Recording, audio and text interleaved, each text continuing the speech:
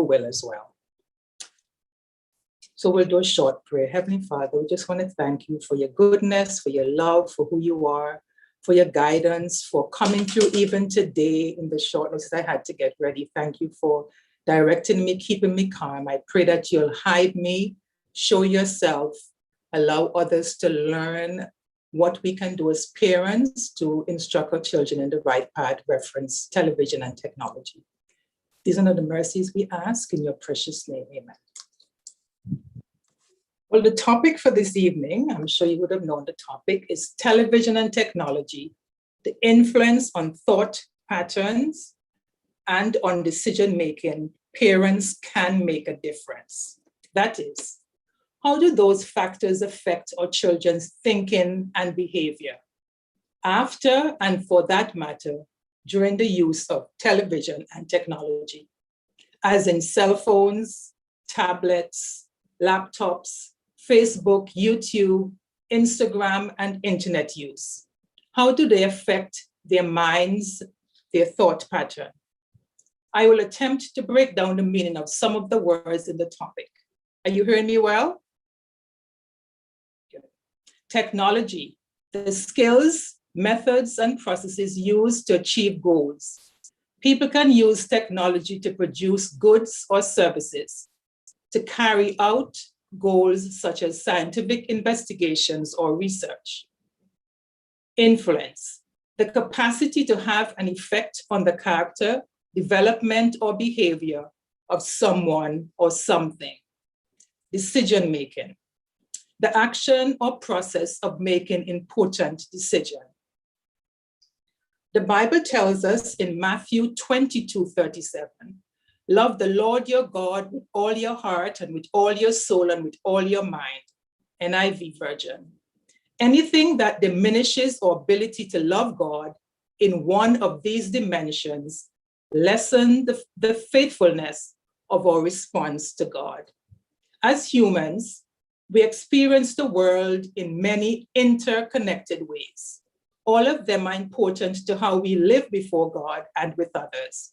As a result, we must consult God in all things, even for his guidance in the way we allow our children to use and manage TV and technology. We do this because we love them and we want the best for them.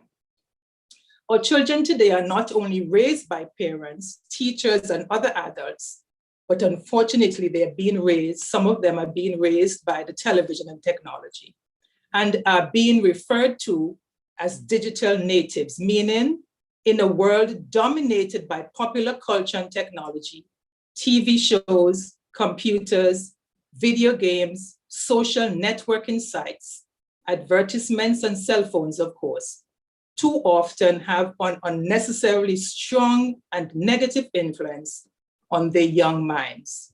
You might be saying, so what do we do as parents? Is pulling the plug our only option, or is it an option at all in a world where being connected is essential for success? Take our present situation now in our schools because of the COVID-19 pandemic. I'm sure there in England, you're experiencing the same thing where students are studying virtually. We will discuss in more details that aspect further in the presentation. Here are some concerns re or children being exposed to TV and technology. Popular culture may be the powerful influence on children today, and most of that influence is not healthy for children. Children are being exposed to technology earlier than ever without proper limits or guidance. Excessive exposure to popular culture and technology has been linked to many childhood problems, including shorter attention spans, low grades in schools, increased sexual activity, and drug use and obesity. Too early and unguided immersion in popular culture and technology will actually hinder rather than better prepare children for life in the digital world. Key areas in which parents should focus their child-rearing attention include their children's relationship with God, self-identity, values, thinking, relationships, and health. The goal of parents is not to disconnect their children, but rather to expose them to popular culture and technology when they are developmentally ready, and then give them the perceptives, the audience, the tools they need to thrive in this digital age. Let's now focus in on the power of technology.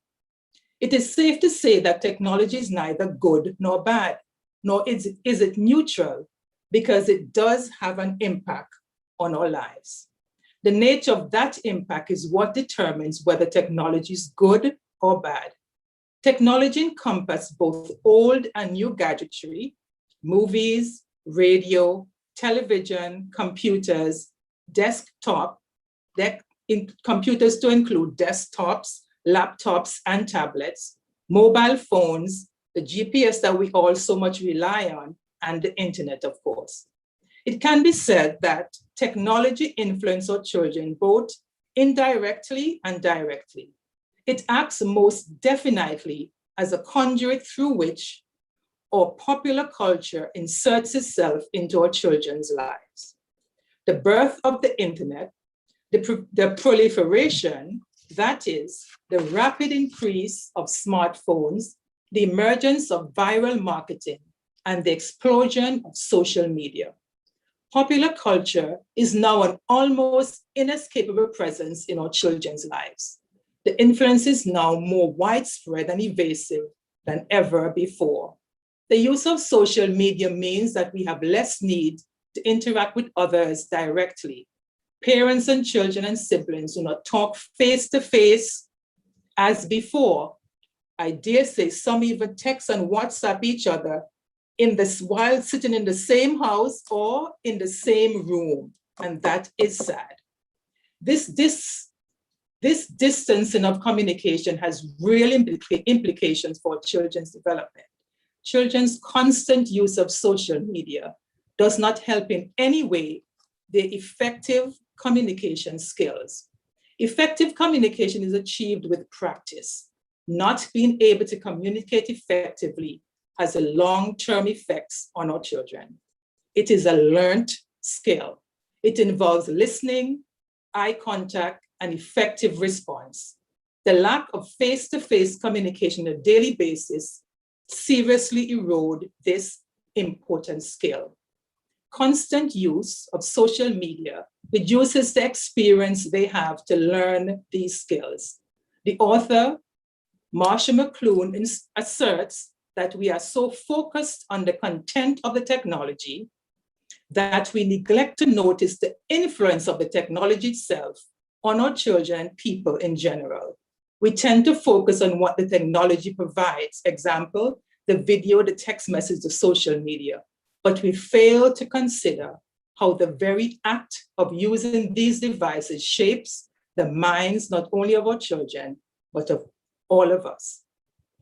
All the developments in technology affect our children in so many ways, including cognitively, socially, culturally, mentally, and physically. We tend to overlook the physical aspect of technology, but it is real. The constant sitting while using or watching these devices cause other health problems, like weight gain, laziness, back problems, and eye issues, of course. Too much screen time can cause poor sleep, resulting from constant notifications and from the backlit screens that convince our bodies that it is constantly daytime.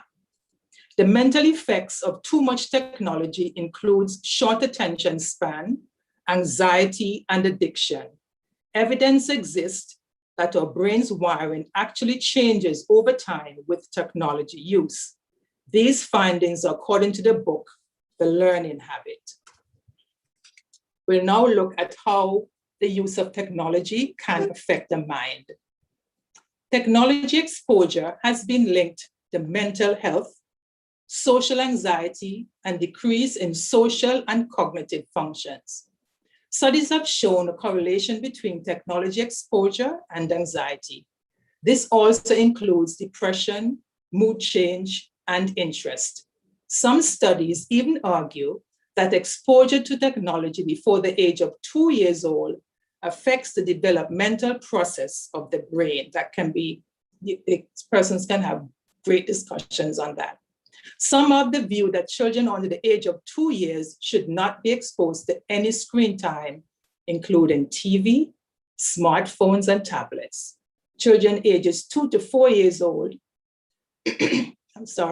their screen time should be limited to less than 1 hour per day. Age 5 and above, no more than 2 hours daily of recreational screen time. Imagine telling a teen that he or she can only use their computer for recreation, their laptops or their phone for that matter, for only 2 hours per day. That, I'm sure, would spell disaster for them. A study identified key findings in technology exposure in children, identifies children's access time spent on mobile devices is higher and continues to grow than in previous years. The average time spent on these devices has tripled among children. Traditional screen time has increased drastically. Digital educational content continues to grow. But it's not all negative. Here are some positive aspects of using the device or devices. One of the big questions is, should children be exposed to technology? I'm sure we all know the answer to that question. The truth is, technology exposure has been proven to enhance hand-eye coordination. This occurs when children follow objects on a screen and actually engage in the game or the app. Their thinking also improves because of the engagement. It also enhances the child's capacity or ability for visual attention.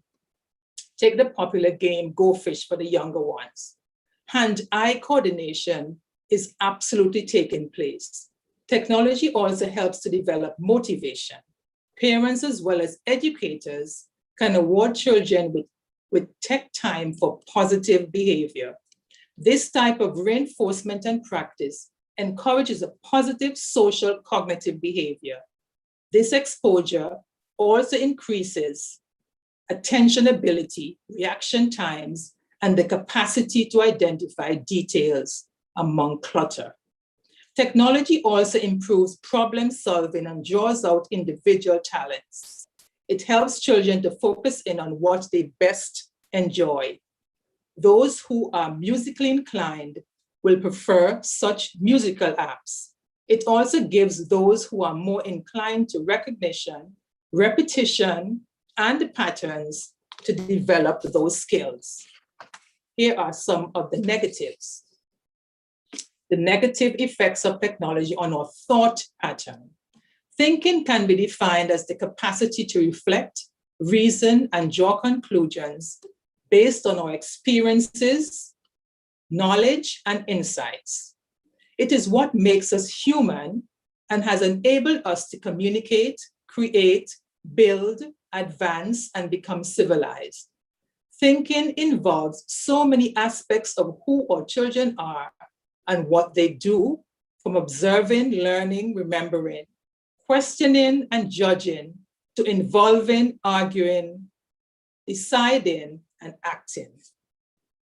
So after such a mouthful, you see how important the way we think shape who we are now and who our children will eventually become in the future. So if technology plays or has a negative influence on our children, we must listen up and pay attention as parents. Technology, mainly the internet, is shaping the way our children think in obvious and subtle ways, deliberate and unintentional. We can therefore conclude that technology can be both beneficial and harmful in different ways, in which children think.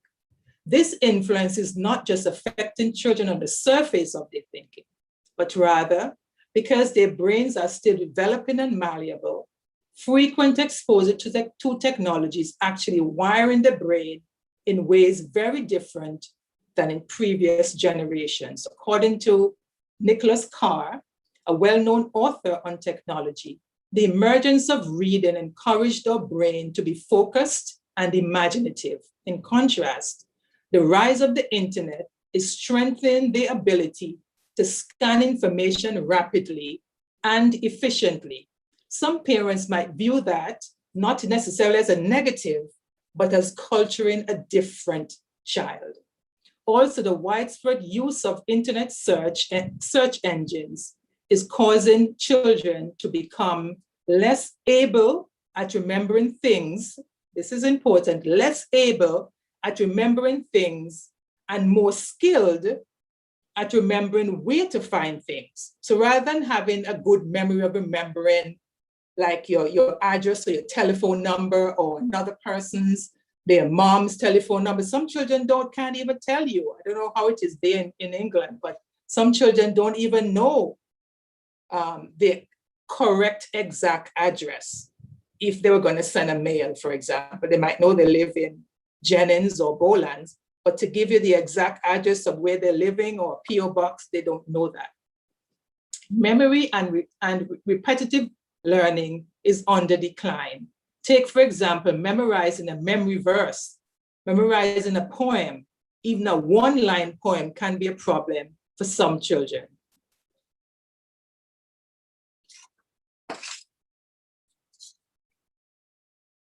The benefits of reading. Reading, as in reading a book, definitely has positive benefits on our children. This important, you might call it an art, a skill, a hobby, is definitely on the decline among our children today. Technology conditions the brain to pay attention to information very differently than reading. A well-known author, again, Nicholas Carr, uses this metaphor: the difference between scuba diving and jet skiing. Book reading is like scuba diving, in that the diver is submerged in a quiet, visually restricted, low-paced setting with few distractions. This forces the reader to focus narrowly and think deeply, that's what reading does, on the limited information that is available to him or her. Using the internet, in contrast, is like jet skiing. The jet skier is swimming along the surface of the water at high speed, exposed to a broad view, surrounded by many distractions, and only able to focus fleetingly on any one thing. Ask yourself, which shall you prefer on a consistent basis? A reader or an internet surfer? Notice I use the word consistent, because in our world today, a child must be able to navigate the internet. They must be a rounded individual. We did so, we're going to come back to the virtual learning. And I know it's happening there in England because I have a friend who lives there. And definitely, we're all affected by the pandemic in that schools here in Antigua, where we're learning virtually. Let's say the child was not familiar with the computer, the laptop, the device. They are at a disadvantage. And so that is why it is necessary to expose them to these devices, but we must do it with control. Reading develops reflection, critical thinking, problem solving, and vocabulary skills much better, than visual media. So as parents, we should schedule daily regular reading sessions. A suggestion is to turn off, to shut out all the technology for at least 1 hour per day. And the entire family, not just the children, because we have to lead by example, the entire family will engage in reading, make reading fun, write book reports, read out loud, especially for the younger children. Reading broadens a child's knowledge and mind. It is said that a child can know all about a particular country or place without even visiting that country or place, just by reading. That is a great benefit of reading. How can parents make a difference? Technology or no technology, or limited manage of technology use, is a decision we must make for our children as a family. There is no doubt that technology exposure is of extreme importance in our world today. As parents, we cannot help but wonder how much is too much. Here are some guidelines for responsible technology use. Families need to talk about the use of healthy technology. Talk about it at the dinner table. If a child asks a question, it means that they have concern. It opens the door for discussion. Parents need to model healthy technology use. We can no longer say, do as I say. We must model the behavior. We cannot look up from long hours on our devices and then in the same breath tells the child, you've been on your device too long, put your cell phone away, and we have been doing the same thing. As parents, we must set ground rules with technology for the entire family. No technology at the dinner table, that is a good one.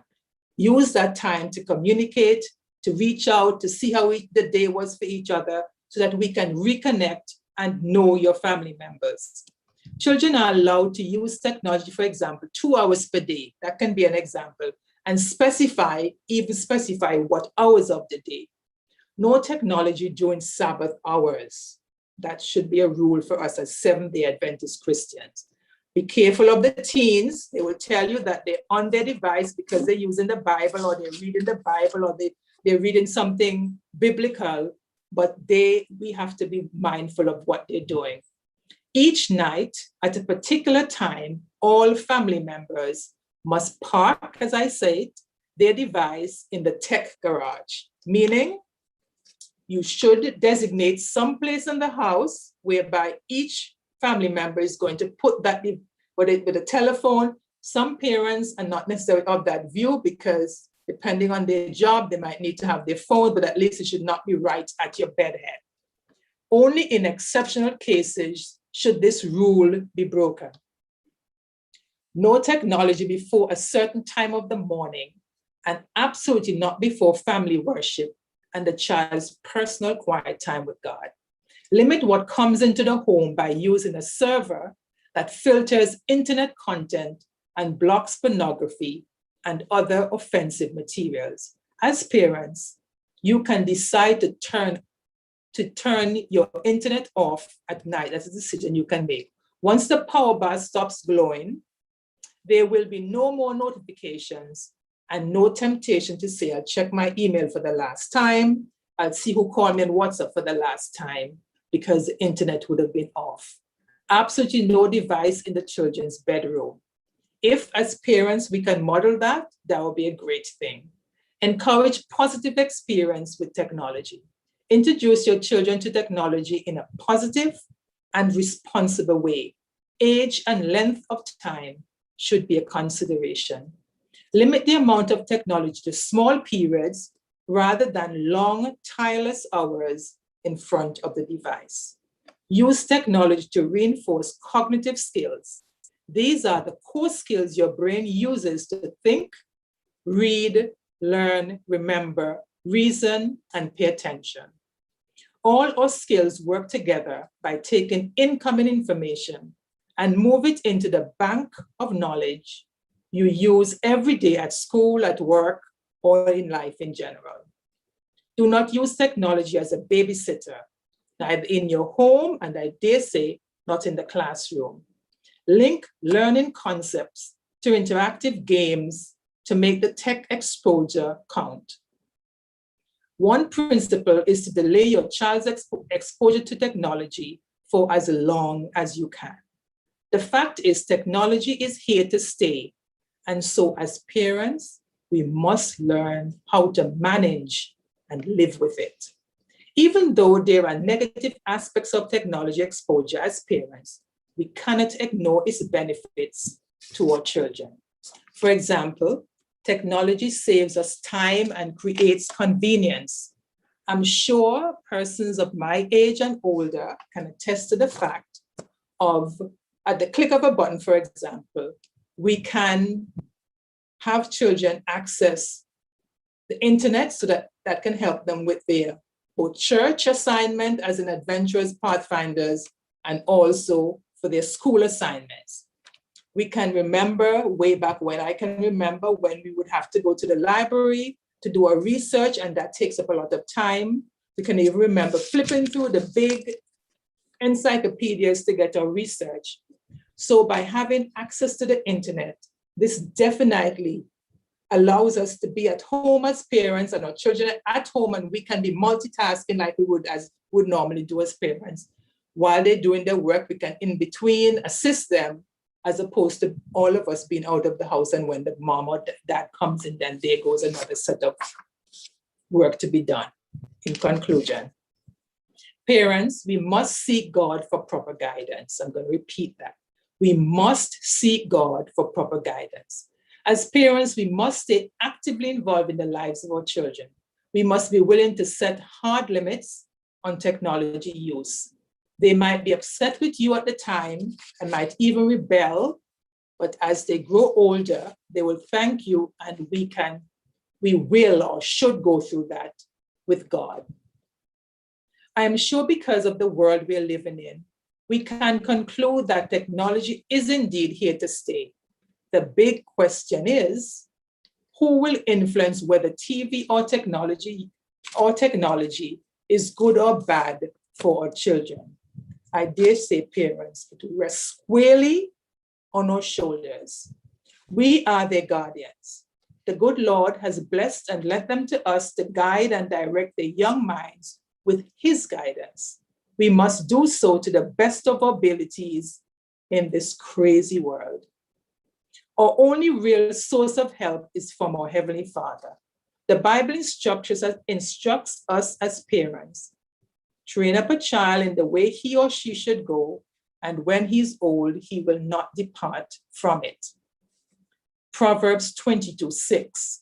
Nothing is too small to talk to God about. I encourage you, parents, always seek God for guidance. All children are gifts and blessings from God, and will keep on being a blessing if we continue to petition the throne on their behalf. We should, however, teach them to go before the throne of God for themselves. Parents, we must encourage our children to read more, set up reading spaces at home, and encourage daily reading times for the entire family. Children must develop the habit of reading and quiet time. They must spend quiet time with God, praying, reading their quarterly, and reading the Bible. This is in addition to family worship. Parents, you must encourage this extremely important life principle. This will teach them to seek God in all things, no matter how simple or small. Spiritual disciplines are meant to transform us and make us more like Christ. Children must be able to recognize the voice of God. They must be able to recognize the voice of God, and according to one of our pastors here in Antigua, Pastor Doyle, the tone of God. In order for them to recognize the voice and the tone of God, they must have a personal relationship with him.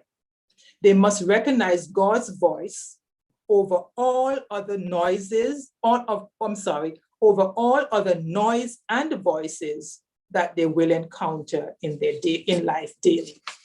As parents, in this confused world, we are the glue that holds our children together after we consult with God. We are the glue that holds them together. After we would have gone to God and asked for guidance and direction. Media and technology cannot be central in the lives of our children. As parents, we are sometimes pressed by mainstream culture to expose our young children to technology, following the crowd and the broad road as it is. But we all know that the broad road most times lead to destruction. We should closely scrutinize the impact of popular culture and technology on our children. We could be exposing them to a variety of threats, including cyberbullying, texting, inappropriate content, privacy concerns, and sexual predators.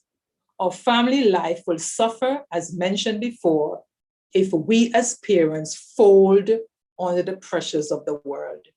Remember, as followers of Christ, he is our lead and guide in all things, not the world. We become disconnected as family, and social skills will not be fully developed. For healthy development to occur, children must experience real-life peer relationships and positive relationships with adults. They must learn to overcome challenges and obstacles in the real world. Learn from mistakes and reflect on the adult they hope to become. They must develop interpersonal and problem-solving skills, which will enable them to learn how to relate to others. This will help to adequately prepare them for the adult world. Psalm 27:4 tells us, we must dwell in and inquire of the Lord about our children in his temple. Remember, parents, wherever God is, there is his temple. If God indeed lives in us, I dare say his temple should be in us always. One thing have I desired of the Lord, that will I seek after, that I may dwell in the house of the Lord all the days of my life, to behold the beauty of the Lord and to inquire in his temple. Psalm 27:4, King James Version. Thank you so much. I trust that you will